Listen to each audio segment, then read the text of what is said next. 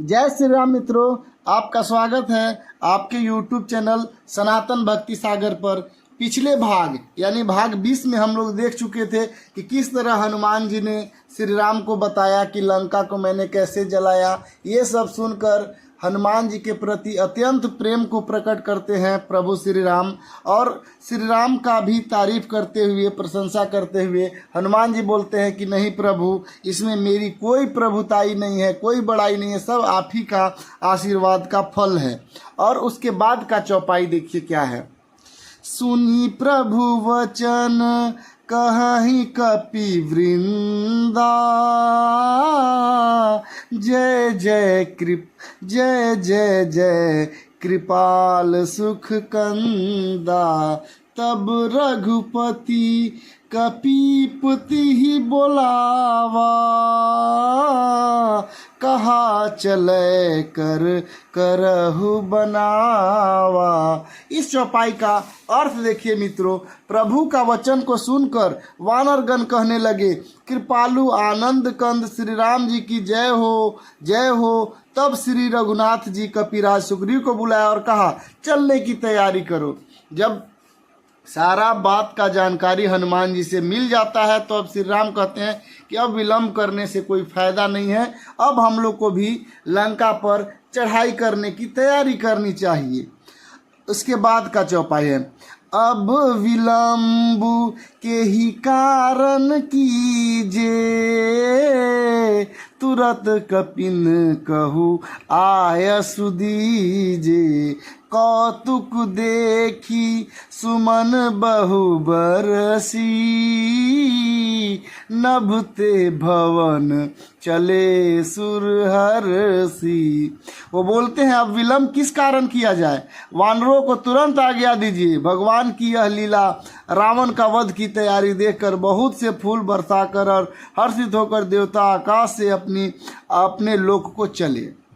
ये हनुमान जी का बात सुनकर श्री राम जी बोलते हैं कि सारी जानकारी जब मिल गई है तो अब अविलंब चलना चाहिए, अब लेट और देर करने से कोई फायदा नहीं है। देवता लोग भी ऊपर से आकाश से प्रसन्न होकर कहते हैं चलिए अब प्रभु श्री राम का लीला देखने को मिलेगा और रावण का वध होगा, क्योंकि रावण इतना आतताई था कि उससे सभी देवता लोग तंग थे।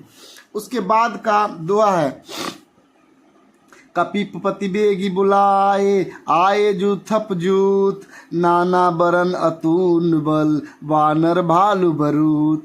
अर्थात वानर राज सुग्रीव के शीघ्र ही वानर को बुलाया, सेनापतियों के समूह आ गए। वानर भालू का झुंड अनेक रंगों के हैं और उनमें अतुलित बल है। वो वानर राज सुग्रीव ने तुरंत ही सभी वानरों को, भालुओं को बुलाया। अनेकों सेनापतियों का समूह आ चुका था, सभी अलग अलग रंग के थे और अत्यंत बलशाली थे। उसके बाद की चौपाई देखिएगा मित्रों। प्रभु पद पंकज नावहि सीसा, गरजहि भालू महाबल कीसा। देखी राम सकल कपि सेना, चितई कृपा करी राजीव नैना। वे प्रभु के चरण कमलों में सिर नवाते हैं। महान बलवान ऋछ और वानर गरज रहे हैं। श्री राम जी वानरों की सारी सेना देखी, तब कमल नेत्रों से कृपा पूर्वक उनकी ओर दृष्टि डाली।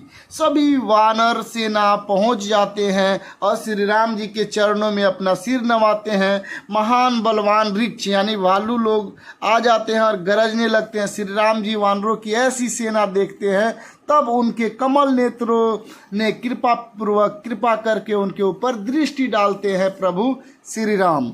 उसके बाद का चौपाई देखिएगा मित्रों। राम कृपा बल पाई कपिंदा, भय पक्ष जूत मनहु गिरिंदा। हरसि राम तब किन्ह पयाना, सगुन भय सुंदर शुभ नाना। देखिए राम का कृपा बल पाकर श्रेष्ठ वानर मानो पंख वाले बड़े पर्वत हो गए। तब श्री राम जी ने हर्षित होकर प्रस्थान किया और उनको सुंदर शुभ और सुकून हुए। प्रभु श्री राम जी का आशीर्वाद पाकर सभी काफ़ी प्रसन्न होते हैं और लगा कि वानरों और भालुओं के शरीर में पंख लग गए, वे पर्वत के समान बड़े हो गए।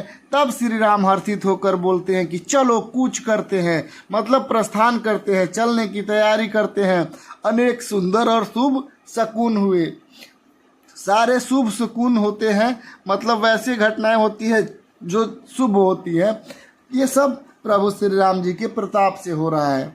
जासु सकल मंगलमय कीर्ति, तासु पयान सगुन यह नीति। प्रभु पयान जाना बैदेही,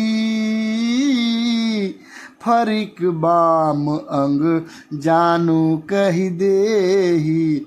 जितनी कृति सब मंगलों से पूर्ण है, उनके प्रस्थान के समय शकुन होता है, सारा शकुन उनके जाते समय होता है। यह नीति है, लीला की मर्यादा है। प्रभु का प्रस्थान जानकी जी भी जान लेती है और उनके बाएं अंग फड़कने लगते हैं, मानो वह कह देते हैं कि श्री राम जी आ रहे हैं। जैसे ही ये चलते हैं, श्री माता सीता का बायां अंग हाथ फड़कने लगता है, जो कि शुभ संकेत होता है। उन्हें महसूस हो जाता है कि अब प्रभु श्री राम जी वहाँ से चल चुके हैं, बहुत ज़्यादा समय नहीं है, अब मुझे प्रभु श्री राम लंका के राक्षस रावण को मारकर बचा लेंगे। और ऐसा सीता माता को आभास होने लगता है, ऐसा शुभ संकेत मिलता है उनको। जासु सकल मंगलमय कीर्ति, तासु पयान सगुन यह नीति। प्रभु पयान जाना बैदेही, फरकी बाम अंग जनु कहि देही। अर्थात जिनकी कृति सब मंगलों से पूर्ण है, उनके प्रस्थान के समय शकुन होना यह नीति है, लीला की मर्यादा है। प्रभु का प्रस्थान सीता माता भी समझ जाती हैं, जिसका मैंने पहले ही वर्णन किया था। उसके बाद का चौपाई है, जोई जोई सगुन जानकी ही होई, असगुन भयहु रावण ही सोई। चला कटकु को बरन पारा, गरजहि वानर भालू अपारा। अर्थात जानकी जी को जो जो शकुन होते हैं, वह वही रावण के लिए अपशकुन हुए। सेना चली, उसका वर्णन कौन कर सकता है। असंख्य वानर भालू गर्जना कर रहे हैं, मतलब सीता माता के लिए जो शकुन था कि श्री राम जी आ रहे हैं, वही शकुन अपशकुन बन जाता है रावण के लिए। क्योंकि अगर रावण का वध होता है तो सीता माता के लिए बहुत अच्छी बात है, लेकिन वही रावण के लिए अच्छी बात नहीं है। रावण के लिए सारा अपशकुन है। इसका यही सारा सेना लोग आते हैं, उसका वर्णन किया नहीं जा सकता है, क्योंकि असंख्य भालू और वानर गर्जना कर रहे थे। उसके बाद का चौपाई देखिएगा मित्रों क्या है।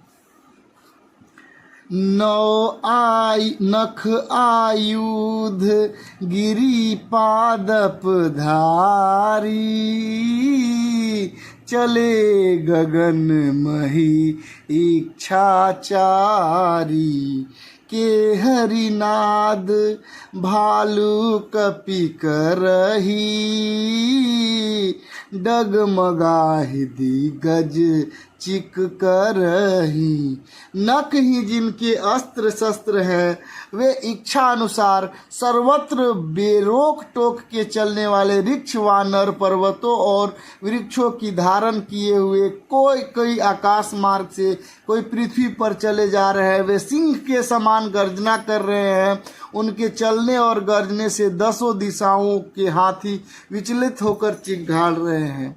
अर्थात वैसे जैसे कि आप जानते हैं हैं भालू और वानर का अस्त्र शस्त्र उनका हाथ का नाखून ही होता है। वे सब चलने लगते हैं वानर और भालू। कुछ लोग आकाश मार्ग से उड़कर चल रहे हैं, कुछ लोग पृथ्वी पर चल रहे हैं। वे सिंह के समान गर्जना कर रहे हैं और उनकी गर्जना से दसों दिशाएं गूंज रही है और उसकी गर्जना सुनकर जो हाथी है वो भी चिंघाड़ने लगते हैं। उसके बाद एक छंद है मित्रों, जरा ध्यान से देखिएगा। चिक रही दिगज डोल माही, गिरी लोक सागर खर भरे, मन हरस सब गंधर्व सुर, मुनि नाग किन्नर दुख टरे, कटक कटहि मर कट विकट, भट बहु कोटि कोटिंध धावही, जय राम प्रबल प्रताप कौशल नाथ गुण गण गावही। अर्थात दिशाओं के हाथी चिंघाड़ने लगते हैं और पृथ्वी डोलने लगी, पर्वत चंचल हो गए, कांपने लगे और समुद्र खलबला उठे। गंधर्व देवता मुनि नाग किन्नर सबके सब मन में हर्षित हो गए। अब हमारे दुख टलने वाले अनेक करोड़ों भयानक वानर योद्धा कटकटा रहे हैं और करोड़ों ही दौड़ रहे हैं।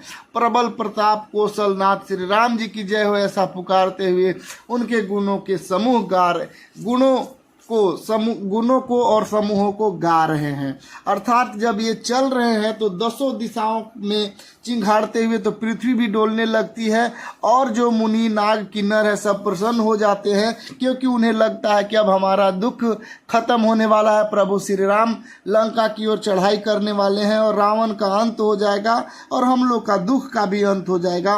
और प्रभु श्री राम की जय बोलते हुए सारे वानर और भालू आगे चलते हैं। उसके बाद का एक प्यारा सा छंद है मित्रों, जरा इसको ध्यान से हम लोग देखते हैं।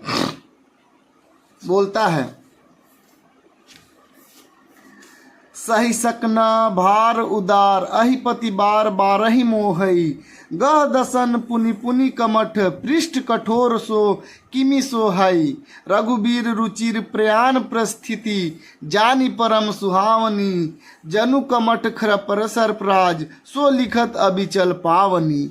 उदार परम श्रेष्ठ एवं महान सर्पराज शेष जी भी सोना का बोझ नहीं सह सकते। वे बार बार मोहित हो जाते हैं, घबरा जाते हैं और पुनः कच्छप की कठोर पीठ को दांतों से पकड़ लेते हैं। ऐसा करते हैं अर्थात बार बार दांतों को गड़ाकर कच्छप की पीठ पर लकीर से खींचते हैं। वे कैसे शोभा दे रहे हैं, मानो श्री रामचंद्र जी प्रस्थान करके परम सुहावनी जानकर वो उनके अचल और पवित्र कथाओं को सर्पराज शेष जी को कक्ष की पीठ पर लिख रहे हों। बहुत ही सुंदर स्थिति है यहाँ, सभी लोग काफ़ी प्रसन्न है। कुल मिलाकर जब प्रभु श्री राम जी रावण के ऊपर चढ़ाई करने जा रहे हैं, ऐसा कुछ वर्णन किया जा रहा है। तो ये था हमारा ये भाग। मिलते हैं अगले भाग में मित्रों। आपका सपोर्ट के लिए बहुत बहुत धन्यवाद आपका। जय श्री राम।